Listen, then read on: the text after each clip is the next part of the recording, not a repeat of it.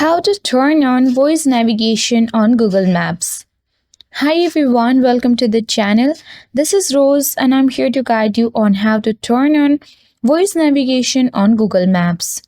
Watch the video till the end and without any further ado, let's dive right into the video.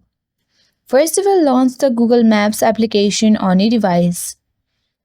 Once you are on the section, simply make sure to sign into your particular account. Select the profile icon at top right corner of the screen. A menu appears where you have to select the settings. Once you get access to the settings section, scroll down and you have to locate the navigation settings option. Tap on it to access navigation settings page. Under sound and voice, simply you have to select the mute state to unmute it. After that, select guidance volume to normal. You can also toggle on the button for play voice over Bluetooth and the play audio cues or play voice during phone calls. Once you do all the steps, you will successfully turn on voice navigation on Google Maps.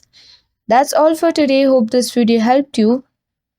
If you are new to our channel, hit the like button and subscribe. Thank you for watching.